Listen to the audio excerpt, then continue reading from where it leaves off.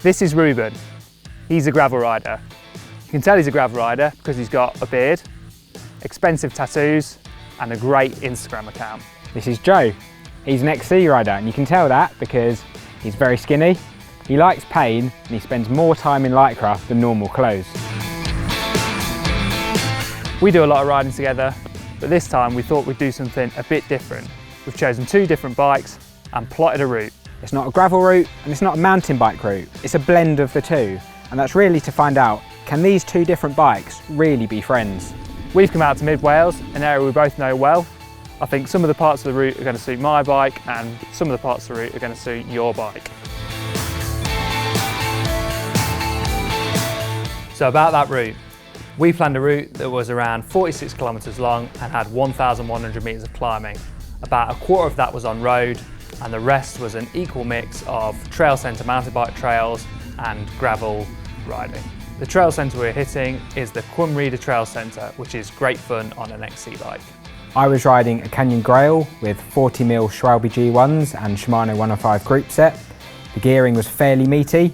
It was a compact road, so I presumed this would help me on any fast descents, but potentially hinder me on any of the steep, short, sharp uphills that I knew I had coming. I was riding Canyon's new Lux full suspension mountain bike, which had a super fancy SRAM Eagle XX1 group set on it that had a 34 tooth chainring at the front and a huge cassette at the back. I knew this was going to give me a big advantage on the climbs, but I also knew that Reuben was going to be able to punish me on the flatter road sections and the fire roads with his mighty legs and roadie-esque gearing. Yeah, but you did have a massive XC tyres, a dropper post, full suspension, so I was dreading the trail centre because I didn't have any of those. Yeah, I think basically we were both fairly apprehensive for the kind of varied terrain that we we're going to find throughout the ride. But anyway, let's get back to the ride, which started with a super fast descent.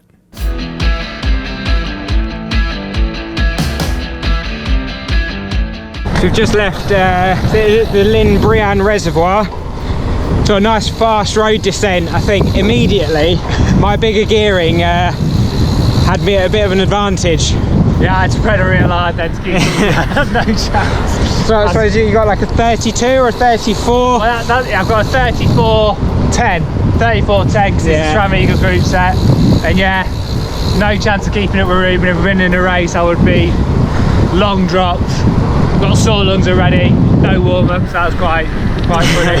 But I think we're heading towards Cwmrida Trail Centre, so I think on paper this is the one where Joe's going to have the advantage, but we'll see. I've drifted to the back. I'm letting Joe take the helm because we're just coming up to the trail centre. Got a nice short, I think we got a short steep section right at the start, and he's going to make me hurt.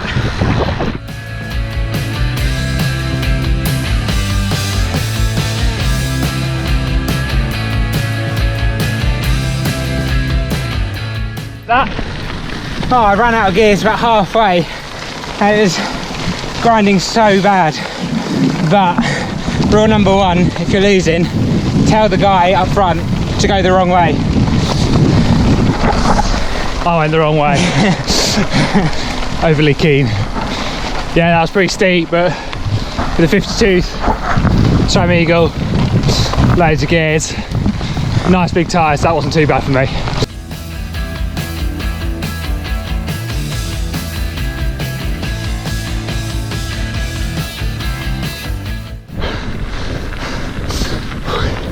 Nice steep bit of fire road there, a bit more gravelly and loose, so I was able to put the hurt on Reuben.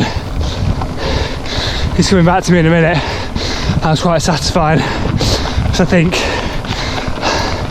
he's going to be vindictive later on when we hit the fast stuff where we think he'll be there to hurt me good. We'll have to wait and see. Here he comes. Oh man, like it was fine at the start, sitting on your wheel, but I was using every aero advantage that I had on this bike, tucked in. But when it got steep, there's no chance. It seems to be a point, doesn't it, where, because a gravel bike can be quite fast on a kind of mellower, Yeah. smooth climb. Sure.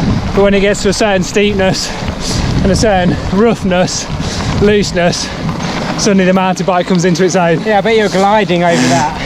I would say gliding, but definitely glad I've got big wide tyres and not Reuben's 40s. 40s, yeah. Trail centre time.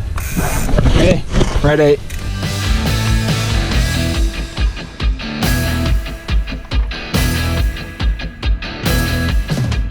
Definitely feels like I have to pick my way through rather than roll over it like Joe. Whoosh! Just like that, that was rough. Oh. I think the main thing though is the lack of big tyres. There he is. It's a good drop that was, isn't it? Oh. How was that? Yeah, it's good.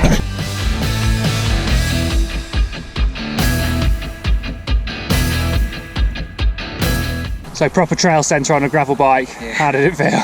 It's pretty rough at times. My hands were hurting towards the end of the loop. But thankfully it was dry. Thankfully I got down, but I could definitely say I was probably at or slightly beyond the limits of this bike. But actually when it was flowy, it felt really nice. But I'd imagine it was much nicer for you. Yeah, that was really good. As soon as it got rough, the first bit was really nice. I could imagine you were struggling on that, but then, yeah, the flowy bits I could hear you coming back. So I was surprised actually how close you were. Seeming the bike you're on, not ideal for the terrain, but you got down, not dead.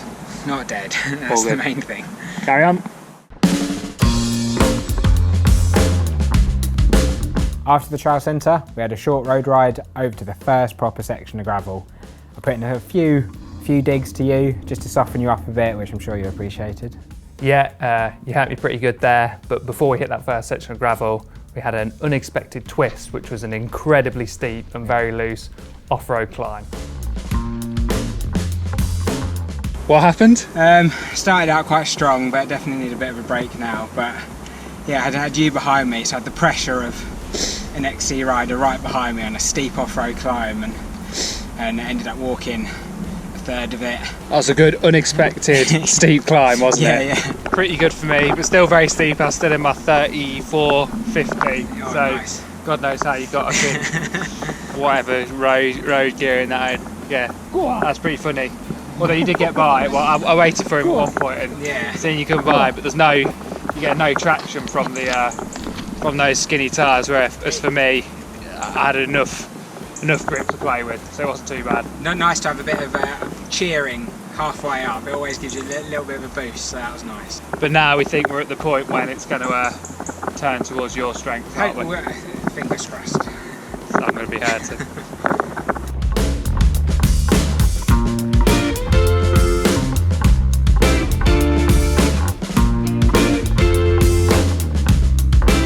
So we've got to the fire road climb, which I thought would favour me a bit more, and I think about halfway through it did. But feels like I worked too hard on the trail centre and maybe the other steeper bits, keeping up with Joe, and didn't quite have the legs. But yeah, it was good. Oh yeah, you were hurting me good up on the first bit. Then I kind of caught you back up for a bit, but then you just kicked on the top, and snappy tyres on like relatively fast surface. There's no way I could get back on your wheel, so yeah, that was me done. It was sort of similar to earlier, the fire road at the trail centre, where it just sort of, if it's just a bit loose and a bit too steep for me, I just can't keep up with big old squishies like that. And I think we have a bit of a flatter section down there. See through the tree line, nearly back home. Feels like some more faster gravel bits to come, I think.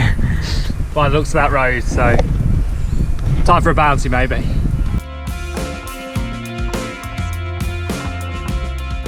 Good views. Yeah, nearly at cloud level as well.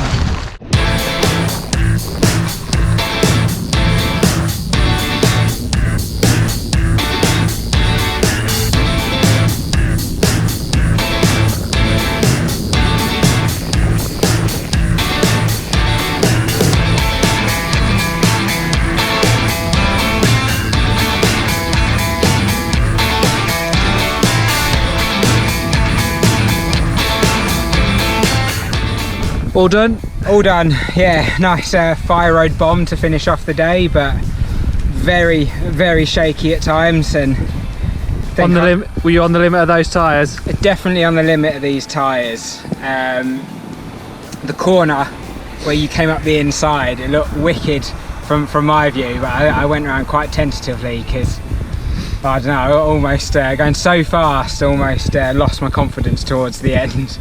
But it was good. We made it. The bike survived, I think, quite well. Thought that was one of the more interesting bits, because on any bit where it was straight, and even though there was just a little bit of pedalling, like I was suffering so hard to keep up with you. But then as soon as we hit like a loose corner, you had to slow right down and come like right up on you. And the first few corners couldn't quite get by you, and then that last one, which was the loosest and the sharpest, it took a bit of a dive. Good. Yeah. So with the ride all finished and some time to think, how do you feel Grail held up? I think it held up actually very well. I was genuinely surprised at how much fun BikeRadar was. I think in part that's probably due to the trails actually being in very good condition. It's in a very remote part of Wales, so it's not overly busy, which is always nice. And it wasn't overly technical as well, so I was a lot closer to you than I thought I would be. But I think if things got actually steep and really technical, then it would have been game over and I'd be walking.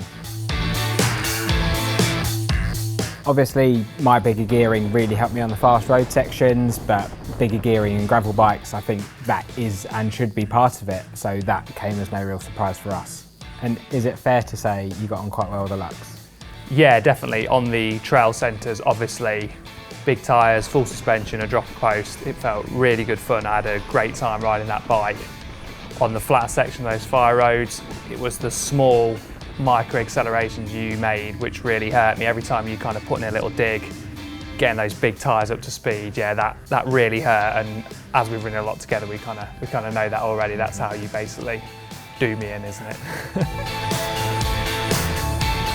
So overall then, both bikes had their moments and things felt pretty balanced by the end of the route. You dominated during the techie bits, I had the advantage and definitely pushed you during the more performance sections.